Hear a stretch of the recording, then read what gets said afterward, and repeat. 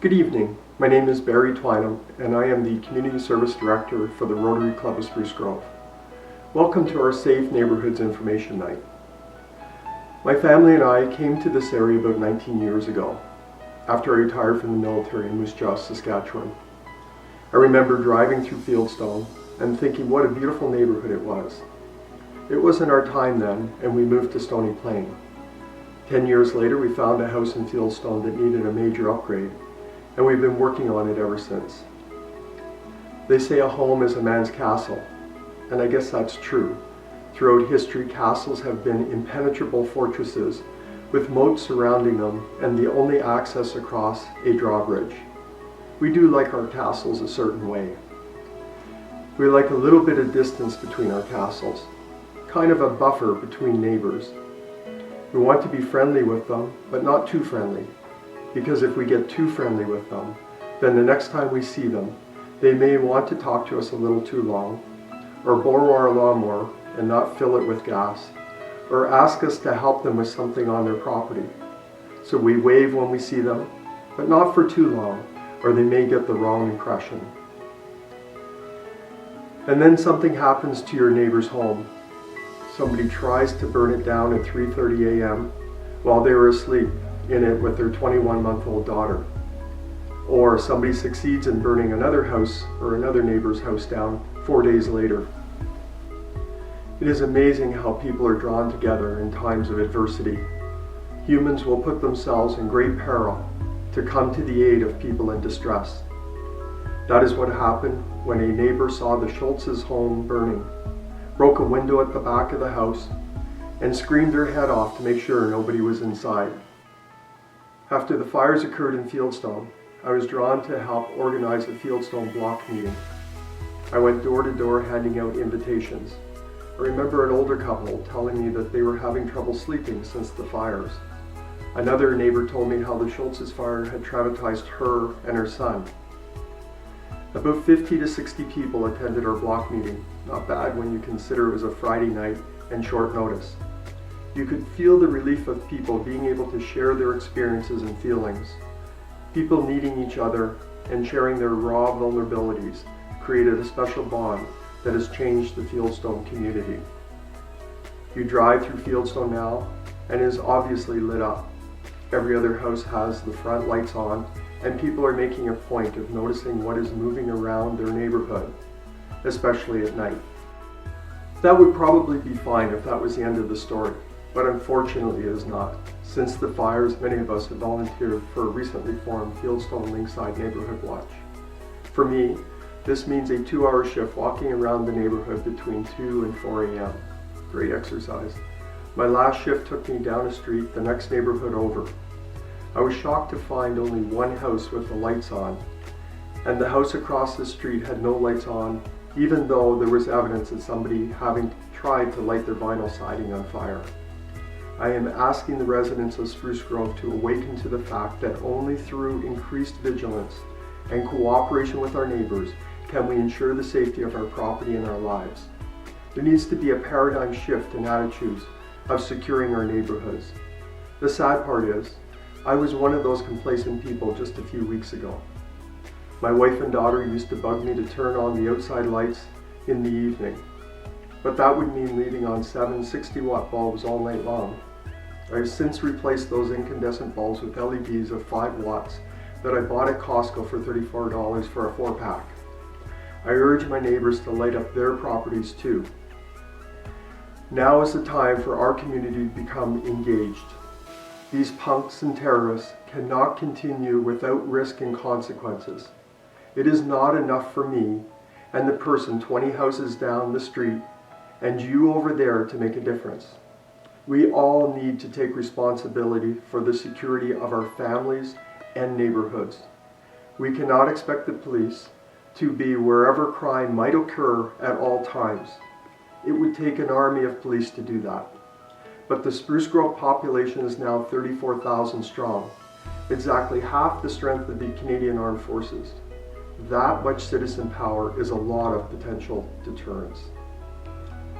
I challenge the community to a movement where we all invest 5 to 15 minutes a week to go outside at random times, look for suspicious activity, and light up all those dark areas in your yard, down the laneway, those green areas around you, and all the places that those malicious malcontents like to hide and travel. Smartphone cameras make a great recording of suspicious persons and vehicles. We may not stop them all, but we will put them at great risk of being seen or caught. If there is one thing criminals don't like, it is being detected. I'd like to offer a few security suggestions. Light up your house and yard in the dark hours. Consider installing lights that are sensor activated. Cameras are useful and available for various budgets. Some of the high-end ones come with facial recognition. Even if the camera doesn't detect a face, it can show timelines, clothing, and physical characteristics. Move any fuel and items that could be used for fuel away from your house. Store your garbage cans in your garage or lock them up away from your house. Randomly go outside in the evening and light up the dark areas around you. Being a bit of an LED flashlight connoisseur, I have sourced out a great little Cree LED flashlight that comes with a zoom and will light up an area 30 feet away. I buy them from Amazon.ca for $4.15 each, delivered to my door. If you are able to, don't order just one, order 5 or more, and give them to your neighbors and your friends. Ask these people to pledge to use the flashlight at least 5 minutes a week, lighting up the dark areas around them. I'd like to ask you to do one more thing. Close your eyes for a moment and imagine someone lighting your neighbor's house on fire early in the morning, and you know they have young children in there. Or imagine it is your parents' home and you know they don't move that quickly anymore. Or it is your home with your family inside. Now open your eyes and use the emotion from this experience to believe that you or the people important to you could be victim of the next arson. It is time to raise the drawbridges on our castles so we control the entry, and put lights in the turrets because there are people out there who are interested in your castle. But they don't want to take it over. They only want to burn it down because they can. And they don't care if you and your family are in it. Don't let the few stand alone, trying to protect you and yours. The time to invest in our community is now. Awaken that sleeping giant and commit to doing your little bit to make this a community that refuses to be further abused. Good evening. I am Keith Schultz. Sorry my wife Lynn couldn't be here because of the depression of a stupid act of arson. We are the couple that had our home destroyed. We are going through many stages: anger, depression, frustration. It's just something that you wish never happened, but it did. It's hard to understand the emotions you go through with something as devastating as the loss of your home. It's like 50 years ago, we didn't have a pot to piss in or a wind to throw it out. Here we are, 50 years later, we don't have a pot to piss in or a wind to throw it out. We're starting right from the beginning.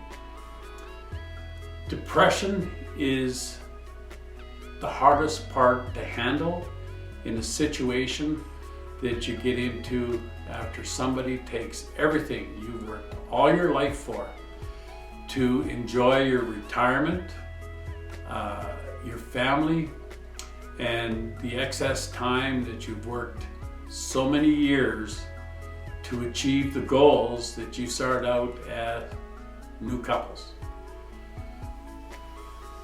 Protect your neighbors. Spend some time protecting the community. Look after yourself. And we pray to God that this never ever happens to you, because it is devastating. It is awful. And we thank you for your prayers and your thoughts, and hopefully it will not happen again. Thank you. Hello, my name is Clayton, and this is my wife Mariel, and we're one of the families that were impacted by the recent arsons here in Spruce Grove. The fires impacted us in a number of ways, the most significant being just our sense of safety here in the community. I know since the fire we've been asking ourselves, are we safe here? Were we even a target? You start running yourself through a number of scenarios, what if scenarios as to what could have happened and why. Even as far as like, what if we didn't get out of the house? What if the fire was on another portion of the house where our daughter sleeps? You kind of run yourself mad thinking about all those different scenarios. And it is maddening. And I know that it's really times like this where you realize just how vulnerable you are to others, others who aren't as concerned about safety and community as we might be. And I know that's one of the big factors for us is, now what? We are really trying to think of, what can we do now? Can we be safe? How can we protect ourselves from this happening in the future? And I know that we believe that whatever solution it is, it needs to be a community one. Because if this can happen to us, it truly can happen to anyone.